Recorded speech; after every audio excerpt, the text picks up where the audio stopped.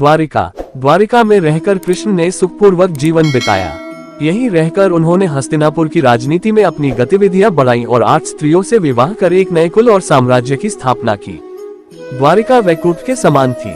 कृष्ण की 8 पत्नियां थीं, रुक्मिणी, सत्यभामा, जाम्बवती, मित्रवंदा, सत्या, लक्ष्मणा, भद्रा और कालिंदी। इनसे उनका कई पुत्र और पुत्रियों की प्राप्ति हुई।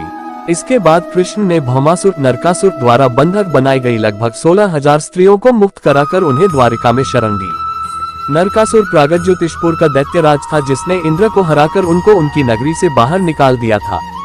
नरकासुर के अत्याचार से देवतागण त्राही त्राही कर रहे थे। वह वरुण का छत्र, अदिति के कुंडल और देवताओं की मणि छीनकर त्रिलोक विजयी हो गया था। वह पृथ्वी की हजारों सुंदर कन्याओं का अपहरण कर उनको बंदी बनाकर उनका शोषण करता था। मुक्त कराई गई ये सभी स्त्रियां कृष्ण की पत्नियां या रखेल नहीं थी, बल्कि उनकी सखियां और शिष्या थी, जो उनके राज्य में सुखपूर्वक स्वतंत्रता पूर्वक अपना अपना जीवन यापन अपने तरीके से कर रही थी। पांडवों से कृष्ण की मुलाकात। एक दिन पंचाल के राजा द्रुपद द्वारा द्रौपदी स्वयंवर का आयोजन किया गया। उस काल में पांडव के वनवास के 2 साल में से अज्ञातवास का 1 साल बीत चुका था। कृष्ण भी उस स्वयंवर में गए। वहां उनकी बुआ कुंती के लड़के पांडव भी मौजूद थे। यहीं से पांडवों के साथ कृष्ण की घनिष्ठता का आरंभ हुआ। पांडव अर्जुन ने मत्स्य भेद कर द्रौपदी को प्राप्त कर लिया और इस प्रकार अपनी धनुर्विद्या का कौशल अनेक देश के राजाओं के समक्ष प्रकट कर दिया। अर्जुन की इस कौशलता से श्री कृष्ण बहुत प्रसन्न हुए।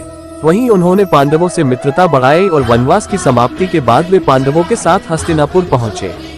कुरुराज धृतराष्ट्र ने पांडवों को इंद्रप्रस्थ के आसपास का प्रदेश दे रखा था।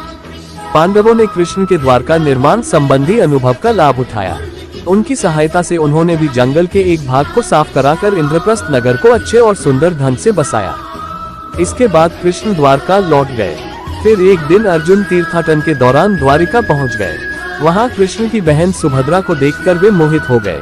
कृष्ण ने दोनों का विवाह करा दिया और इस तरह कृष्ण की अर्जुन से प्रगाढ़ मित्रता हो गई।